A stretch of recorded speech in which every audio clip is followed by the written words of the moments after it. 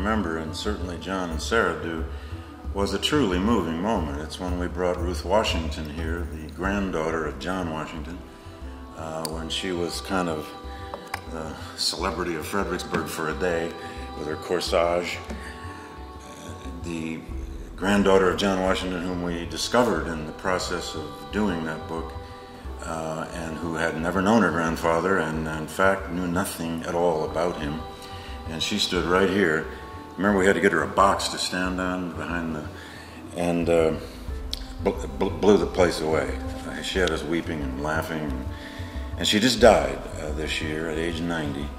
An extraordinary woman who had lived out her life in Tampa in a trailer park retirement home, but never knew a thing about her former slave grandfather until she was 85. I also noticed behind me here that the Bible, I'm sure that's by happenstance, is open to the book of Ezekiel.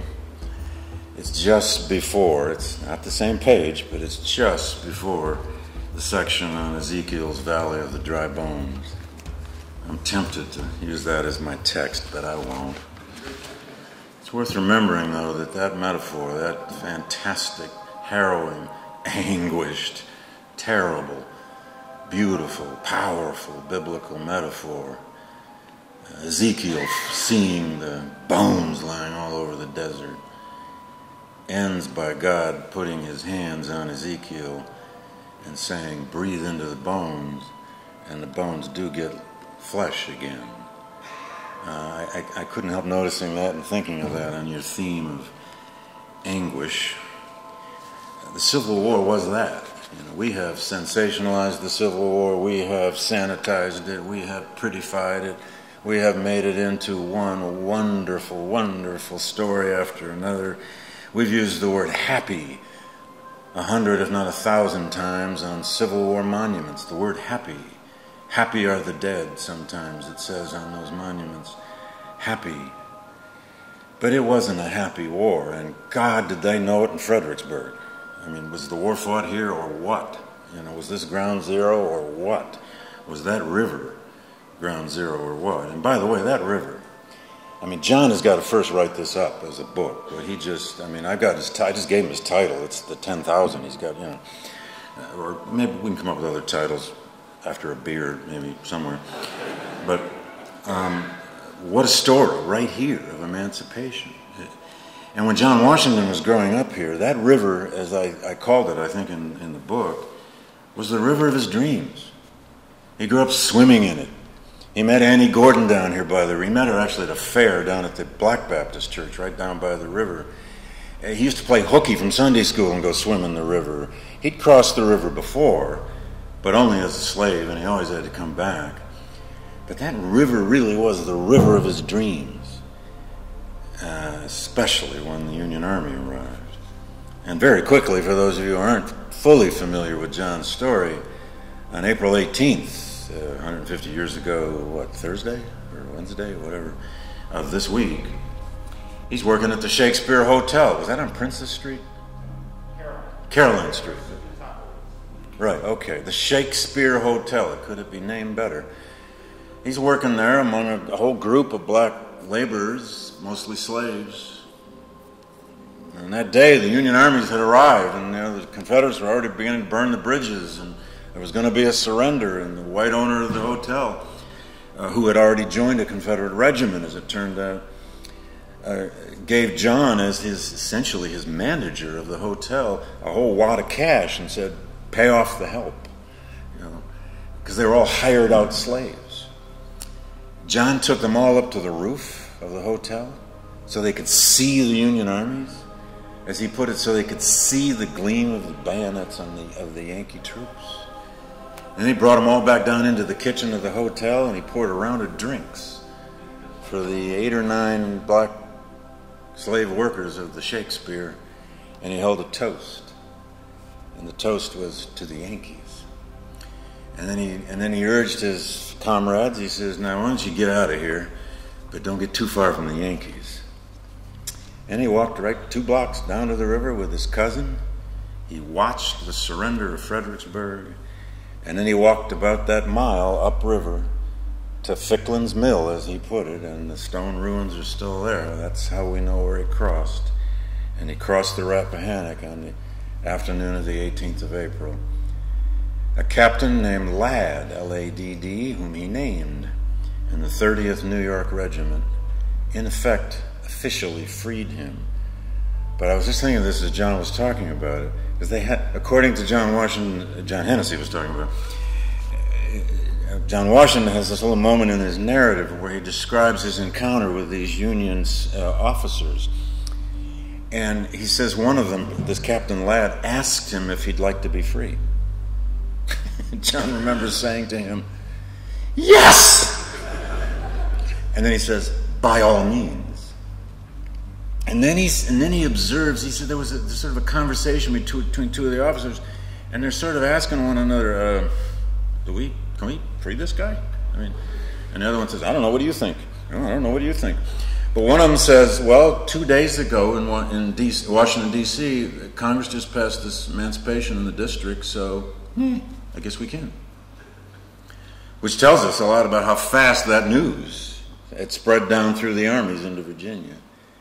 Actually, legally, they didn't have it. It's just as you said, they didn't have the legal right to free him at that moment, but they did. And he spent his first night in freedom over in Falmouth. Now, emancipation. Where do we put this story?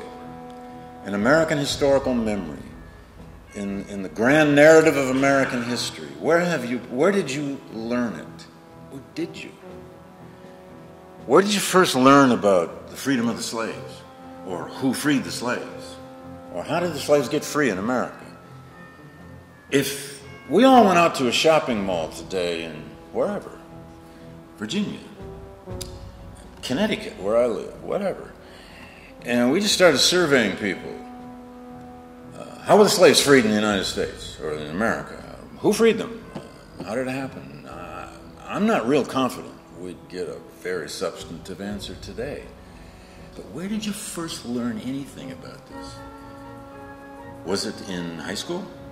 Because I didn't. I had a great high school history teacher. Mildred Hodges was her name. She was stern and disciplined, and I never really liked her because she took me out in the hall the first day I was there and told me my older brother was the brightest student she'd ever had and expected the same of me, which ruined my relationship with her. But Mildred taught us carefully about the causes and results of wars in American history. But I don't ever remember learning anything about emancipation in the Civil War. Now, she may have taken us there a little. But I was in college before I think I knew the slaves were freed in the Civil War, but not much about it. Now, a lot has changed to the better, to say the least. But still, in our broad understandings, where do we want to put this story? We want emancipation, don't we? To be not only that transformative moment of American history, we want it to be a story that made us better. And of course it did in some ways. We want it to fit a narrative of progress. We want the Civil War to fit a narrative of progress. American history is supposed to be, no matter what we learn about it, on a trajectory of improvement. That's what who wants their 8-year-old to grow up and learn that, history's got some dark sides to it as well. It's got some terrible moments. People had civil wars and they had genocides, and God, the things people do to each other. We don't want our 8-year-olds learning history that way, or 10-year-olds, maybe not even the 12-year-olds. But when do we start telling them that America freed its slaves in the midst of an all-out, horrifying, terrible civil war, officially killing 620,000 people, although now, as you may have recently seen in an article on the science page of the New York Times, of all places, we have an essay out now by a young historian statistician named David Hacker. He's done a whole series of statistical modeling, particularly using the census of 1860 and the census of 1870 in ways I don't fully understand. And he says we're at least 100,000 short. We've never known how to count civilian casualties in this war, something Thavolia was surely telling us about. We've never known how to even think about the death rates in contraband camps. But the deaths in the American Civil War, if Hacker is correct, and Jim McPherson reviewed it, and Jim's not a statistician either, but he says he thinks Hacker's probably right. We're talking about 700 to 750,000 people who died in this war. To free the slaves in America, to end this horrible system, to make that break with one pass, to end that first American Republic and give birth to that second, was not a pretty story. We're now learning that in some of the contraband camps, forget about all the deaths on battlefields for just a moment, which we can't. But in some of these contraband camps, especially in the lower Mississippi River region, possibly 1 in every 4 slaves who escaped to contraband camps died in the process. It isn't a story of a day of Jubilee. It isn't even a story of a month of Jubilee. It's an anguished story. It's a great and triumphal but anguished story. And Americans throughout our history have struggled to understand our tragedies next to our triumphs. And we almost always end up discarding our tragedies somewhere in a drawer. And we keep the triumphs out on the top of the dresser. James Baldwin, the great African-American writer of the late 20th century, he's the subject of one of the long chapters in this new book I wrote, was deeply concerned about the nature of history and America's historical consciousness and how we think about the past. And he was deeply angry in the 1950s and 60s about how Americans, in his view, had just basically never learned about slavery and racism in the aftermath of the Civil War, didn't want to look at it. He said the problem with how we use words in history is that we use words to cover up, this is his metaphor, to cover up the sleeper but not wake him up. Is that what we do with history sometimes? Do we sometimes like our history to be a history that helps us sleep at night and doesn't give us nightmares? Do we prefer a narrative that we can find our place in, our own place in, our family's place in from the past, that makes us comfortable, feel better, rather than anguish or to be troubled by it, to see it as never finished, always perhaps unstable. We like a stable story, don't we? Not one that troubles the water. Cover the sleeper. Never wake him up. Robert Penn Warren, the great Southern poet, novelist, writer, essayist, Kentucky-born. He's the subject of another long chapter in this new book I have out. Wrote beautifully and at great length throughout his life about the memory and the legacies of the Civil War. He wrote a little book in 1961 at the Centennial entitled The Legacy of the Civil War. If you don't know that little book, you should. It's the place to start. In The Legacy of the Civil War in 1961, which Warren first wrote as a long essay for Life magazine. He was asked to write it. Centennial of the Civil War, Robert Penn Warren, Life magazine invites him, write us a 100-page essay on what it all meant and what it means today. And in that essay, among the many things Warren said and the many quotable lines, is that passage where he says, "The Civil War draws us as an oracle, darkly unriddled and portentous of personal as well as national fate." That may sound like a mouthful, but what he's saying is that the Civil War is that one event in our past that sits there like an oracle of wisdom, an oracle of answers, not always easy answers, in fact, usually not easy answers to him, if we go to it. A place, kind of, we go to in our past to ask, so who are we? What are we? What have we been? What might we become? an oracle. Now, if the Civil War is an oracle, and most of you in this room probably would buy at least half of that point, or you wouldn't have come out on a glorious Saturday afternoon to a symposium on this subject. But if the Civil War is an oracle, where is it? Is it on Monument Avenue in Richmond? Yes. For generations it has been on Monument Avenue in Richmond. Douglas Southall Freeman, as many of you may know, used to live right off Monument Avenue. He used to walk to work every morning and stop and salute the Robert E. Lee Monument. That surely was Douglas Southall Freeman's oracle. How many volumes did he write on Lee? 3?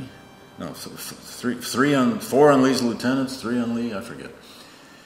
Or is the oracle Stone Mountain in Georgia? Or is the oracle Augustus St. Gaudens's masterpiece, monument, the 54th, the Shaw Memorial, the great bas-relief in Boston, the monument to the 54th Black Regiment, which, if you haven't seen, is the absolute greatest work of Civil War art. It's actually, I think it's the greatest public sculpture ever in the United States. It tells a story. It tells an incredible story. Is that the oracle? Depends on which story you want to hear.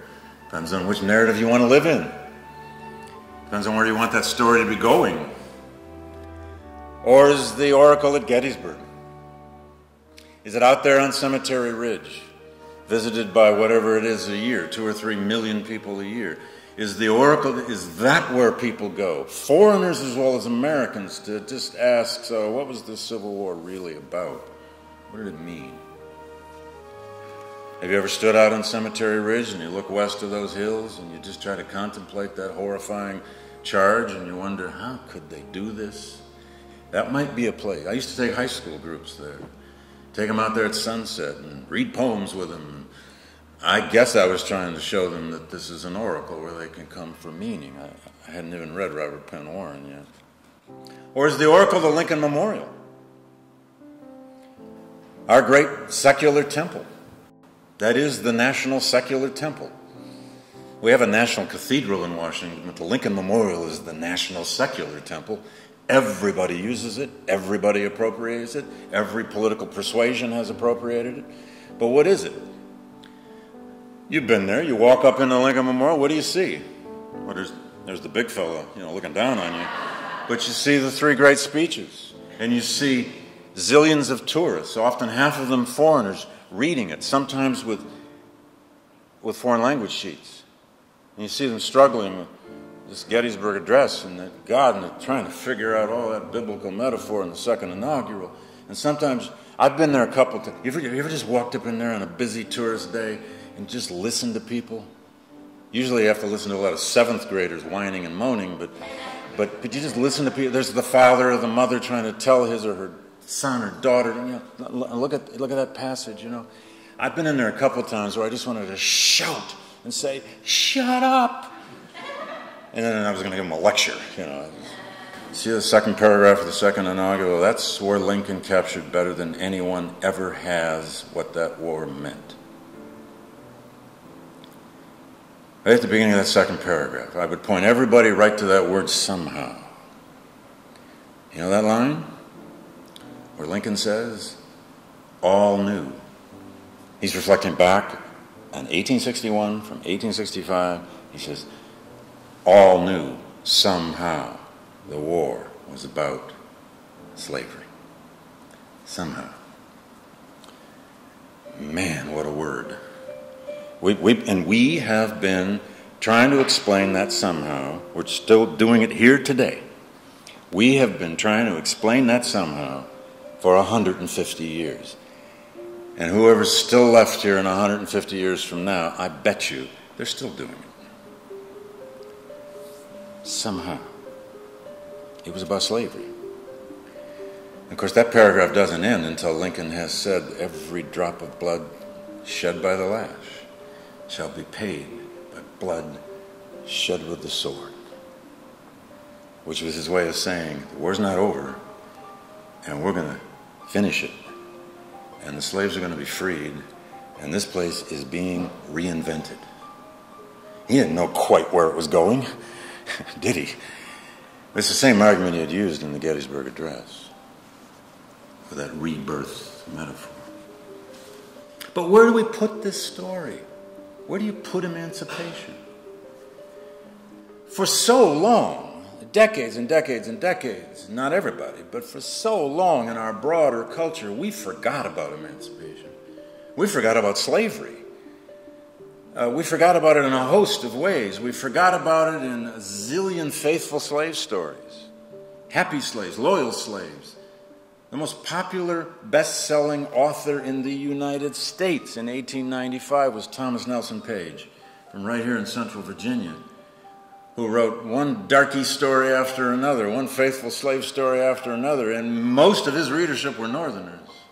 Go read a Thomas Nelson Page story today for the fun of it. And you'll read about faithful slaves who are given free papers, but they go and they bury them in the ground so nobody can find them. Because they don't really want to be free.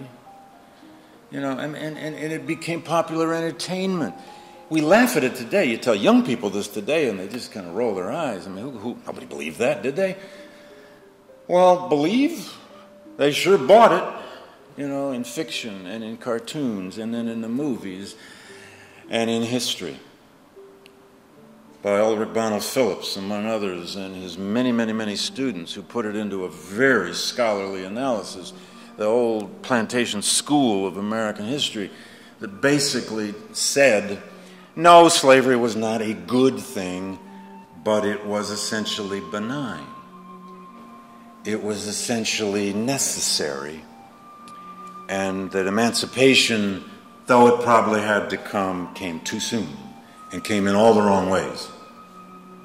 It came so fast. It came through war. If the South had simply been left to itself, had been left alone, if those terrible fanatical abolitionists of the North had not pestered their way into American political culture, had not pestered their way into that Republican Party, and not pestered their way into national politics and got that black Republican Abraham Lincoln elected, we wouldn't have had to have that war. Slavery would have died of its own over time. There's so much wish fulfillment in the way our culture, our historiography, our popular culture, our literary culture, our historiography, and our popular consciousness over the first, century after this event put slavery in a kind of a safe place. Covered over, but not woken up. But man, did it get awakened. It got awakened earlier than the 1950s and 60s by historians. There were other historians doing this earlier, and there were certainly activists reminding us that there's a much bigger, deeper story here. But it really got awakened during the Civil Rights Revolution by historians, by activists, all across our society, such that one of the greatest revolutions in our historical consciousness, our historical understanding, our self-definition as a people, a nation, a culture, came about in a 2 to 3 decade process of the rewriting, the re-understanding, the re-knowing, if you want, of the history of slavery and therefore of this story of emancipation in the midst of the Civil War. It was also Robert Penn Warren who said, the Civil War is our felt history. He called it felt, and then he said, it's the history we experience in the national imagination. Now, he meant that, because for him, that's exactly what it was. Little Red Warren grew up every summer near Guthrie, Kentucky, going to his grandfather's farm, Gabriel Penn, about 20 miles outside of Guthrie, right on the Tennessee border. He'd go there every summer, and his grandfather, who was a Confederate veteran, would just spin stories with him. And Gabriel Penn, his grandfather, was apparently a hell of a storyteller. And Little Red would sit there. He said his grandfather would sit in a wicker chair, corncob pipe. Sometimes he would read the English Romantic poets to him. Now, who reads Byron to their grandchildren anymore? Who reads Byron at all anymore? And then his grandfather would sing old Civil War songs. His grandfather had been in Nathan Bedford Forrest Cavalry for 2.5 years. He rode with Forrest. And there's no deeper strain of Confederate lost cause culture than those Confederate veterans who rode with Forrest. And Red Warren later, he got interviewed hundreds and hundreds of times later in life, and always he's asked by the interviewer, "So, Mr. Warren, are you still a Southern writer?" And of course he would always say, "Of course I am. We're always where we're from. I will always be a Southern writer." But then he would say, as he did many times, he said, "The Civil War became the emotional furniture in my soul." Emotional furniture. Now, he could be speaking there for millions, especially in Virginia. You don't need me to tell you that. The Civil War is the emotional furniture of a lot of Americans. It still is. Even people who don't trace their ancestry to the war. And by the way, if you didn't know this statistic, it's worth knowing. I was stunned when I learned it. Still, 1 of every 3 Americans can trace their ancestry, to somebody who was in the Civil War. 1 of every 3 of us. That's 100 million of us. I was stunned by that because you just think of all the new immigration to America post-World War II. From Asia, from the South, from Latin America, the Caribbean, and yada, Eastern Europe. Since the end of the Cold War. It seems astonishing that still 1 of every 3 of us had somebody in that war. It's still a family thing, and probably nowhere more than in Virginia. Emotional furniture. But where is emancipation in that emotional furniture? Where was it for African Americans in their emotional furniture? How did they keep alive a memory, a story, a set of narratives about all those black soldiers, 180,000 of them, and all their fathers, mothers, grandparents, cousins, brothers, sisters who had escaped from slavery in the Civil War, or who had stayed in the South, or had some story to tell, or who were looking for family for decades after the Civil War and running advertisements in the Christian Recorder and other black newspapers to try to find their Aunt Harriet 20 years after the war sometimes. What about their emotional furniture? It survived. It survived in stories. It survived in literature. It survived in tales. It survived in thousands of Jubilee Day speeches, Emancipation Day speeches. There were emancipation celebrations all over this country, thousands of them, many times in small towns, from the 1870s well into the 20th century. They began to fall off a bit in the 20th century, sometimes replaced by that holiday called Juneteenth, which has other origins and another story to it. And then Emancipation Day as a celebration day, as a commemorative day, partly because it had been so many generations, but especially because of the history, the new history of the Civil Rights Movement that was laid on top of that. We now have a black history, if you want, which is deeply and in every way American history from the Civil Rights era that has in some ways kind of laid itself on top of Civil War memory. The story of emancipation is now sometimes kind of in the, it's in the back room, or it's in the back pages, because the Civil Rights era now has become that second Reconstruction, that second emancipation, that second great narrative of liberation. But go with me to the Civil Rights Movement for just a moment. Jump ahead from the war 100 years, if you would, to an event everybody in this room knows. You never have to worry about people not knowing about this one, because every kid in America grows up learning about this event. There's not that many things anymore that everybody learns in common. This is one of them. It's August 28, 1963. You probably already know where I am. There were 250 to 300,000 people on that hot day lining the reflecting pool in Washington, gazing up at the Lincoln Memorial. This young Baptist minister, 27 years old, Martin Luther King Jr., gives this speech. We know it as the I Have a Dream speech. But the dream metaphor does not emerge in that speech, as some of you probably know.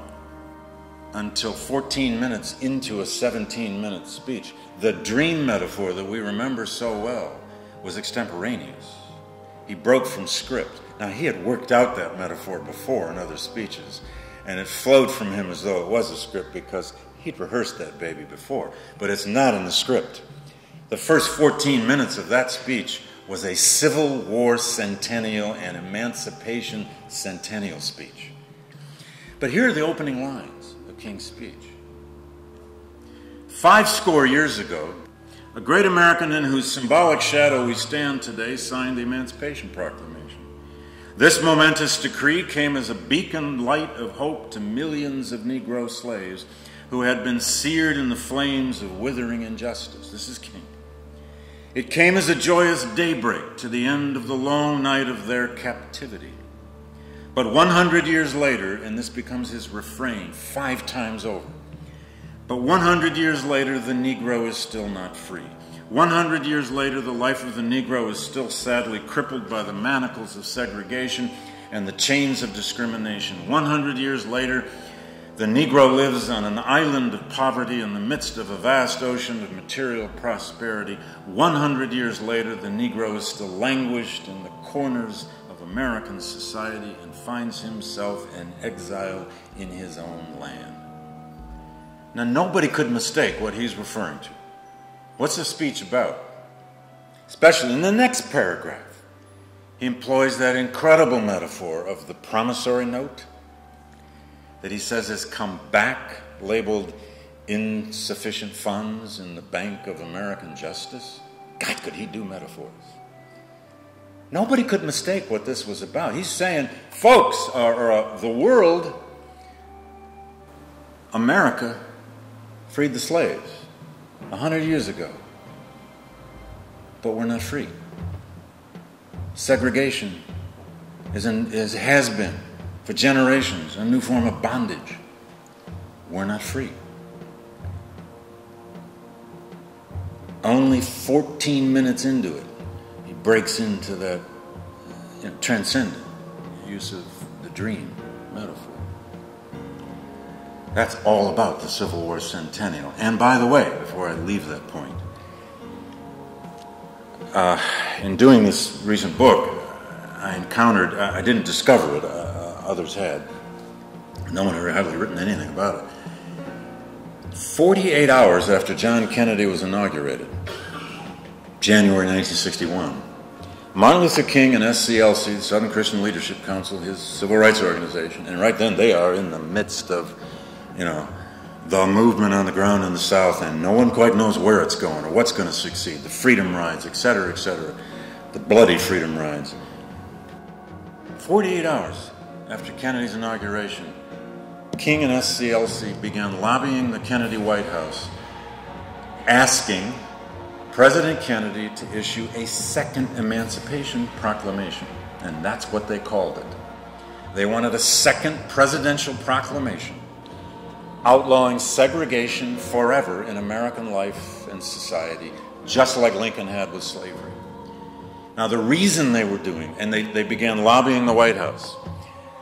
For the next year and a half, they lobbied the White House, eventually in a much more elaborate way. They were dealing with Arthur Schlesinger Jr., who was, of course, Kennedy's in-house historian. They were lobbying Bobby Kennedy. Harris Wofford, later a senator from Pennsylvania, was sort of the White House chief civil rights person. And there were others. The reason, of course, they were demanding and lobbying for an executive proclamation was because they had absolutely no faith that this would ever come from Congress. At that point, Southern Democrats still had a lock on most congressional committees, and that, of course, was exactly John Kennedy's problem, because he's still got to deal with the lock the Southern Democrats have on his own party, and it's why Kennedy kept stepping so gingerly around the civil rights issue and he let his brother Bobby deal with it whenever possible. But they had no faith segregation would ever be ended by an act of Congress. It was going to have to be like it was in the Civil War, out of some national emergency. Their hope was that the civil rights movement on the ground would cause such a national emergency that the president would just stand up one day and tell the world, Segregation is being outlawed tomorrow, everywhere, by federal edict. On May 17th, 1962, King and his lawyers held a news conference in Washington, D.C., where they delivered to the Kennedy White House an 85-page document. It's got an elaborate, long title. It's, Proposal to the President of the United States, John Fitzgerald Kennedy, for the Second Emancipation Proclamation outlawing segregation forever in American life. Now, the preamble of that 85-page document is about 4 pages long. On the title page, this sits today in the Kennedy Library. That's where the original is. It's never been exposed. On the title page, it says Martin Luther King was its author. Now, actually, King may have written the preamble. He didn't write the rest of it. The other 80 pages are a legal brief, just like the Emancipation Proclamation, which was really a legal brief by Lincoln. This is an 85-page legal brief written by his legal team. In fact, I have a senior at Yale, brilliant senior named Allison Sharfstein. I always tell her I'm going to give her a public named footnote when I mention this. Allison Sharfstein, don't forget that name. And if it's being filmed, it's Allison Sharfstein. Allison has done now an incredible 40-page essay on this. She found the one surviving lawyer of King's legal team. His name is Charles Jones. He lives in Stanford, California. He's 80-some years old. We got him on the phone, and he told us, he said, yeah, I wrote most of that brief. It's the proudest thing I ever wrote in my life. And we thought that was the only way we'd ever get anywhere, executive order. But the preamble is fascinating. In the preamble, King and maybe whoever was writing it with him, they mention the Declaration of Independence. They mention, of course, the Emancipation Proclamation. They quote Woody Guthrie's "This Land is Your Land."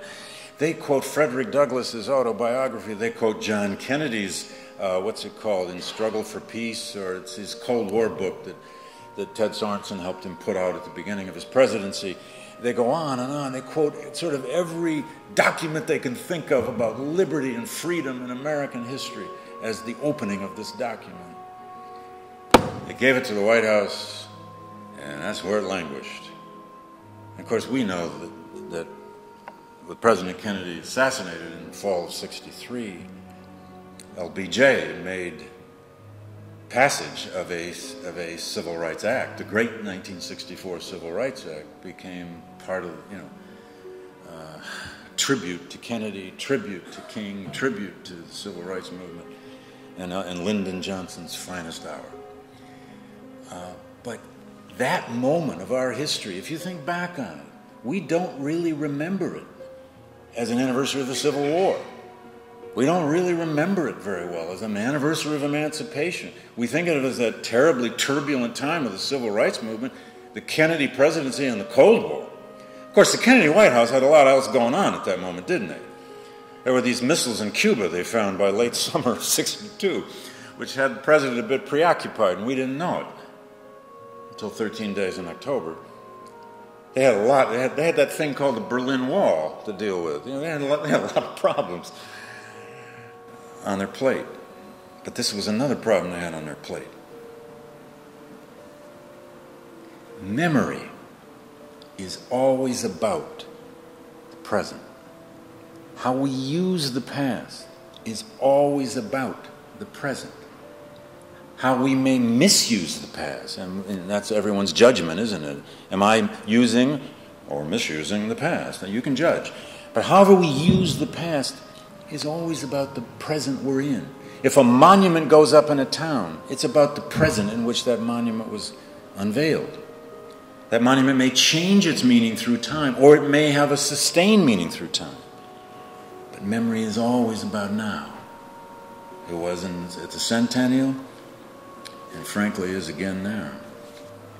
Since the title of this series is Years of Anguish, and remember, the flesh grows again on the dry bones. I want you to remember that before you hear this. I end this new book called American Oracle with it's a quite brief epilogue about a story that Ralph Ellison wrote. Ralph Ellison, the great African-American novelist, the author of Invisible Man, some would say the greatest novel of the 20th century. He wrote an essay in 1965 called Tell It Like It Is, Baby. That's the title. I'll explain the title in a second. But note the year he published it, 1965. It's right after the passage of the Voting Rights Act. It's after the Spring Selma March, which finally triumphed on the steps of the Alabama State Capitol with one of Martin Luther King's 3 greatest speeches. It's the pinnacle achievement moment of the rights phase of the Civil Rights Revolution. It's also the summer of the first terrible urban riots breaking out, but it is a moment of triumph in American history. That Ellison would choose to publish this story that year is remarkable. Let me back up a bit. I don't know how well you know Ralph Ellison. Ellison grew up in Oklahoma City. He went to Tuskegee, a black college in Alabama, dropped out.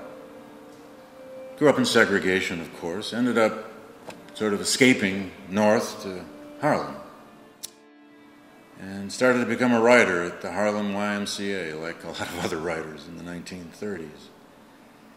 And worked for years on that magnificent book called Invisible Man. But he also told this little story from an experience in 1953, just as before he wrote Tell It Like It Is, Baby. But Ellison had never written much of anything about the Civil War. He just kind of hadn't been his consciousness. But one day he was at Harvard University. And he went over to, I don't know if you know Harvard or its landscape at all, but he went over to Memorial Hall. Memorial Hall is this gigantic, ornate hall built in the late 1870s, paid for by the parents, this is so typically Harvard, paid for by the parents of the Harvard boys who had died in the war, Civil War. It's a huge, it's probably physically the largest Civil War memorial anywhere, just by physical space. It's gigantic. It used to be the freshman dining hall as well for Harvard. Anyway, but inside, if you ever go there, inside, just outside of Sanders Theater, are all the names of the Harvard men who died. Robert Gould Shaw is on there, a bunch of famous names. All the Harvard men who died in the Civil War. Ellison tells of walking through there one day. He'd never been there, and he's a kind of a dropout kid from Oklahoma. He's at Harvard, so I'd better look around, And he remembers standing there looking at those names, and he said this happened to him. He says, I walked in with simply a tourist curiosity.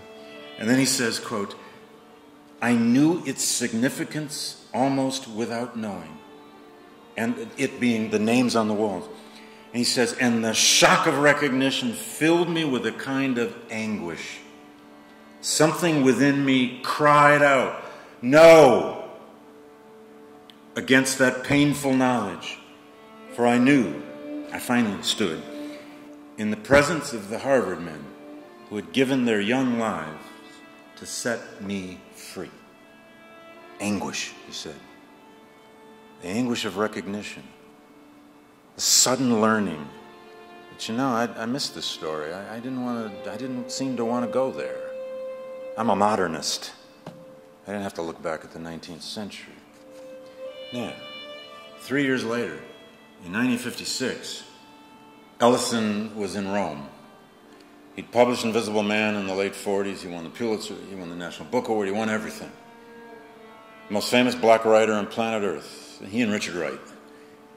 He's off in Rome at the American Academy on a year-long fellowship, trying to write his next novel. And one night he had a dream. He said he fell asleep reading a book about literary tragedy. Now, he didn't publish the essay he started writing about this until 1965, 9 years later. But the dream occurred back in 1956. And here was the dream. It was a nightmare. He tells of a dream where he is a little boy. He's back in Oklahoma City, or he's in some city in Oklahoma, and he's walking down the street, and he thinks he sees his father. And he runs because he thinks it's his father. But it turns out, of course, it's not. No. but he keeps going. He keeps walking. He's a little boy. He keeps walking, keeps walking. He walks through the streetcar station. Busy, noise. He walks out of the streetcar station. He walks by a big equestrian soldier monument, he says. Well, that's a Confederate monument, downtown Oklahoma City. He walks by that monument, and then he says he kept walking, and then he said, all of a sudden, it was as though a book of historical photographs in front of me just fell apart, and he descended back in time, and he was a little boy, a little black boy in a tunic in Washington, D.C., and he's in a mob of people. And there's this crazy, screaming mob, some of them with kettles of beer in their hands, and some of them dancing. And he notices there's a stretcher, or a litter, with a body on it covered by a sheet. And the people are carrying the body up the street, and they're dancing, and they're screaming, and they're howling. And then he notices some of them, they start tearing at the body. They start tearing parts of the clothing off the body. Very quickly, you realize you're in Washington, D.C., in this dream. Ellison is a little bit subtle at first to tell you what's coming, but you suddenly realize it's 1865. You're in Washington, D.C. This is the funeral of Abraham Lincoln, but everything is reversed. This is an alternative funeral for Abraham Lincoln. Suddenly, the mob gets worse and worse, and he is this little black boy in his tunic is forced into the mob, and he's forced to carry the litter. And then there are a few more little black children, and then there are 4 black men, and they're dressed in rags, and they're all forced to carry this litter while the white mob around are tearing at the body. They're tearing off clothing, and they're singing, and they're dancing, and they're drunk. Some of them pour beer on the person's head. And pretty soon, the mob arrives at the Washington Monument. And the little boy tries to run away, and every time he tries to run away, they throw him back in, and they say, you carry that. And he says at times, he's the little boy in the narrative, he says, I kept trying to scream, I kept trying to cry, but I couldn't cry. I couldn't scream. I couldn't get any tears to flow. The body is laying at the Washington Monument. They're beginning to tear body parts off of Lincoln's body. And then a huge hole opens up in the ground. And the little boy looks down into the giant hole, and he sees a huge mob of terrible people having a feast on this litter. They're cannibalizing the body. And it ends with a pack of slimy birds flying over. And suddenly Ellison wakes up. And you can't wait for him to wake up. What he's done, of course, is in this powerful, terrible allegory, is reversed that story of emancipation, reversed that glory and triumph of Lincoln. Lincoln is being cannibalized by his own people. Whatever it is he stands for is being utterly desecrated, ruined and destroyed. And after the dream ends, by the way, Ellison, thankfully, actually adds about 2 pages on the end where he actually interprets his own dream. He says, the problem with America is that Americans don't have a sense of tragedy. That's the word he uses. He says they don't understand the wisdom of tragedy. They don't know tragedy when it hits them between the eyes. They don't like tragedy. They don't like stories that are tragic. They don't want to live in a tragic narrative. They're afraid of the past. They keep making a pleasing past. He's very explicit about this. He says what Americans need is the wisdom of tragedy. Watch out, because history might just cycle itself again and come back and whack you right between the eyes. Or worse. Thank you.